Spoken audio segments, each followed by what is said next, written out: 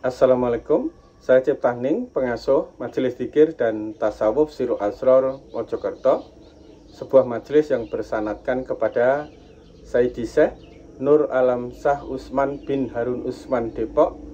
Beliau adalah salah satu murid daripada Sayyidi Syekh Kiai Haji Muhammad Zaini bin Abdul Ghani, guru sekumpul Martapura.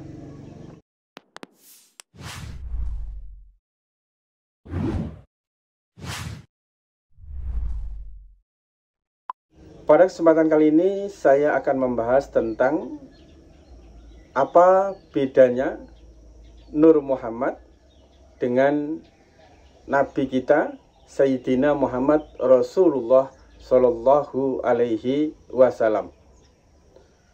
Nur Muhammad itu adalah nur daripada Rasulullah, sedangkan Sayyidina Muhammad Rasulullah Shallallahu Alaihi Wasallam itu adalah manusia yang diciptakan oleh Allah, yang dilahirkan dari Ibu Siti Aminah.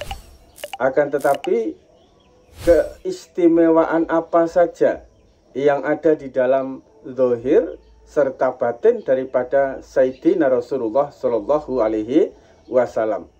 Sayyidina Muhammad Rasulullah Shallallahu Alaihi Wasallam itu dilahirkan seperti manusia pada umumnya, akan tetapi pada hakikatnya dohir dan batin daripada Rasulullah Shallallahu Alaihi Wasallam, tepatnya jasad dan ruh daripada Sayyidina Muhammad Rasulullah Shallallahu Alaihi Wasallam itu adalah sesuatu yang berbeda, adalah entitas yang berbeda bila dibandingkan dengan manusia pada umumnya. Awalnya adalah Allah sendiri, Allah yang mutlak, Allah yang belum bisa dikenali, belum bisa disebut, belum bisa dicintai. Dia yang qadim, dia yang awal, dan dia yang akhir. Ya, jadi pertama kali itu Allah itu dalam kondisi ahad, dalam kondisi sendiri, sehingga belum ada yang menyebut, belum ada yang menyembah, belum ada yang mengenali. Allah menciptakan makhluk pertama kali itu namanya adalah Nur Muhammad.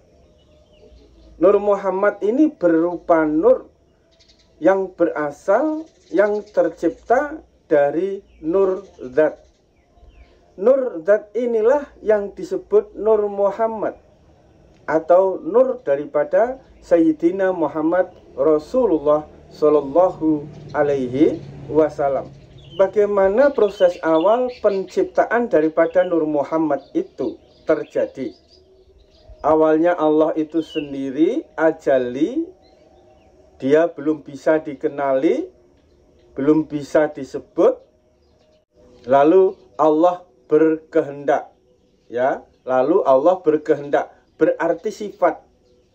Kehendak Allah untuk menciptakan Nur Muhammad ini, atau sifat kehendak Allah untuk menciptakan Nur Muhammad ini berarti baru, ya, tidak bersifat kekal, tidak bersifat ajali seperti Allahnya itu sendiri.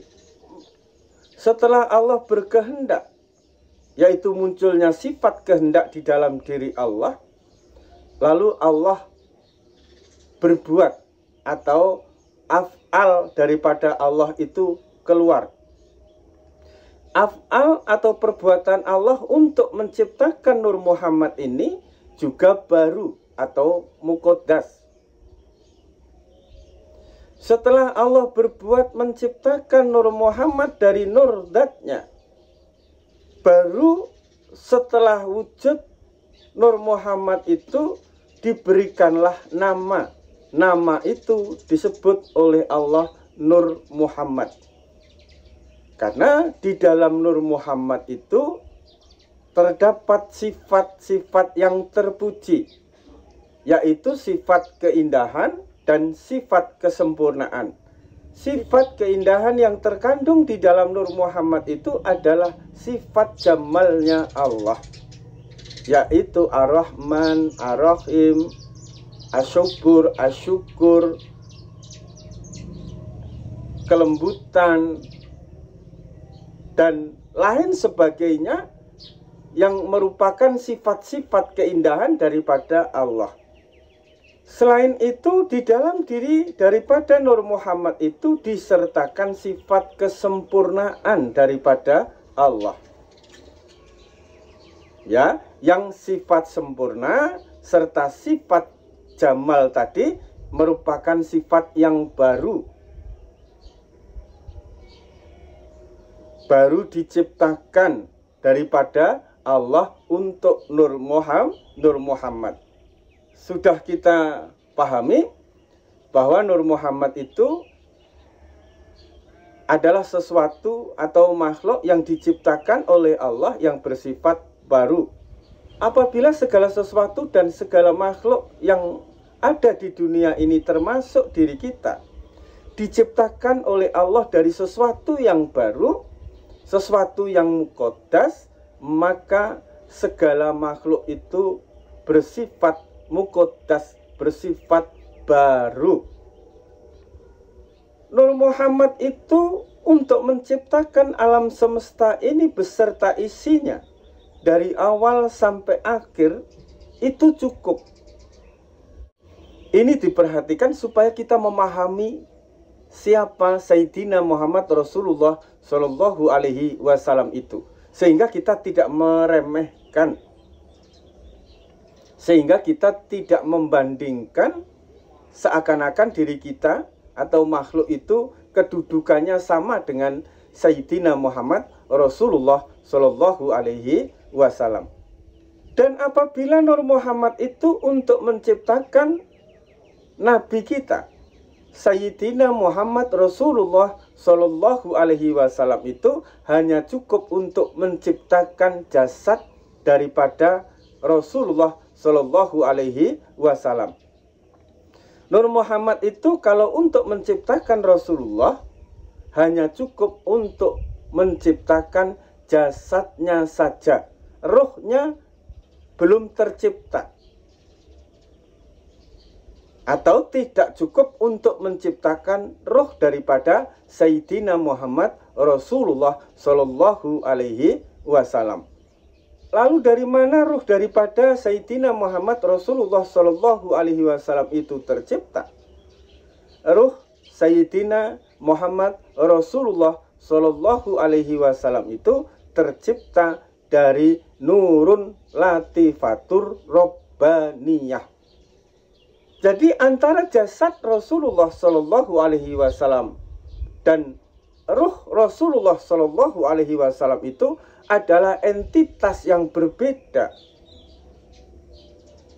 karena tercipta dari entitas yang berbeda. Jasad Rasulullah dari nur dat, dari Nur Muhammad secara utuh. Dan ruh daripada Sayyidina Muhammad Rasulullah itu dari nurun latifatur robbaniyah, dari cahaya yang paling lembut, yang paling syiri, dari robbaniyah. Inilah kenapa jasad daripada Rasulullah itu disebut Muhammad, karena tercipta dari Nur Muhammad. Sedangkan ruh daripada Sayyidina Muhammad Rasulullah Shallallahu Alaihi Wasallam itu disebut Ahmad, karena bersumber dari Ahad. Dan bagaimana dengan manusia pada umumnya? Selain daripada Sayyidina Muhammad Rasulullah Shallallahu Alaihi Wasallam, apakah ruhnya itu sama dengan roh daripada Sayyidina Muhammad Rasulullah Shallallahu Alaihi Wasallam? Tentunya tidak sama. Manusia pada umumnya selain Sayyidina Muhammad Rasulullah Shallallahu Alaihi Wasallam, zahir dan batinnya, jasad dan ruhnya itu tercipta dari Nur Muhammad. Jadi Ruh daripada manusia biasa itu bukan dari latifatul robbaniyah, akan tetapi dari Nur Muhammad. Lalu apa hubungannya ruh kita ya dengan ruh daripada Sayyidina Muhammad Rasulullah Shallallahu Alaihi Wasallam? Kenapa Rasulullah Shallallahu Alaihi Wasallam itu bersabda, "Aku adalah bapak daripada segala ruh, sedangkan Adam adalah bapak daripada segala batang tubuh." Sesungguhnya jasad dan ruh daripada manusia biasa itu bersifat muqaddas, sebenarnya tidak kekal. Akan tetapi kenapa ruh manusia biasa itu bisa menjadi kekal? Ruh manusia biasa itu kekal karena diberikan oleh Allah sifat-sifat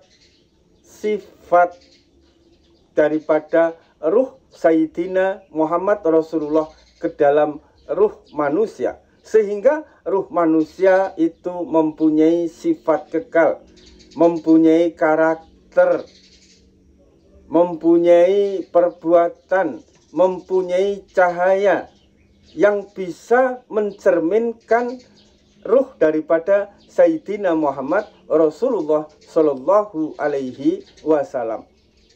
Ya, jadi ruh kita ini diberikan sifat, diberikan cahaya, diberikan siri dari ruhnya Sayyidina Muhammad Rasulullah Shallallahu Alaihi Wasallam, sehingga ruh kita ini mempunyai sifat dan karakter yang mencerminkan daripada ruh Sayyidina Muhammad Rasulullah Shallallahu Alaihi Wasallam. Atau lebih tepatnya, ruh kita ini adalah bayang-bayang daripada ruh Sayyidina Muhammad Rasulullah Shallallahu Alaihi Wasallam. Sehingga kenapa manusia itu disebut insan, disebut Muhammad, karena dia bisa melahirkan menjadi wadah, menjadi cermin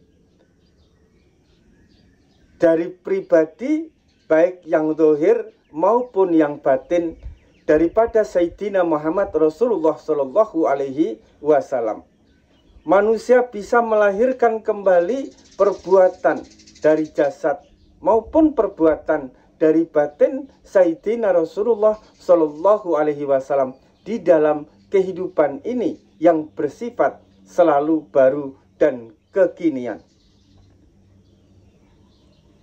Jadi kita harus paham dengan benar, kita harus mengkaji dengan benar asal kejadian daripada diri kita, lalu kita memahami benar asal kejadian daripada Sayyidina Muhammad Rasulullah Shallallahu Alaihi Wasallam, sehingga kita tahu jalan pulang dengan benar, dengan terang. Dengan demikian di dalam proses perjalanan makrifat, di dalam proses perjalanan kembali kepada Allah, kita tidak tersesat kepada ego kita, keakuan kita, atau kita terjebak di dalam ilmu kita, sehingga kita menyatakan bahwa ke Allah langsung tidak butuh Rasulullah. Apabila kita ke Allah langsung tidak butuh Rasulullah, maka proses perjalanan kita akan berhenti di tengah jalan. Nur yang kita bawa akan padam sebelum kita sampai kepada tujuan. Karena jalan kita untuk kembali kepada Allah jelas melalui jalan Rasulullah. Karena asal kejadian diri kita adalah Nur Rasulullah, Nur Muhammad, nur jasad daripada Rasulullah. Sedangkan ruh kita bertalian dengan ruh daripada Sayyidina Rasulullah, yang di dalam ruh kita disertakan sifat cahaya, sir, latifah daripada ruh Sayyidina Muhammad Rasulullah Sallallahu Alaihi Wasallam. Wa man arafa nafsah faqad arafa rabbah. Barang siapa yang mengenal dirinya, maka dia akan mengenal Tuhannya. Dan tidak sempurna pengenalan diri seseorang apabila mereka tidak mengenal asal kejadian diri. Inilah kitab asal kejadian diri yang lebih komprehensif dari yang pernah kita dengar dan dari yang pernah kita ketahui.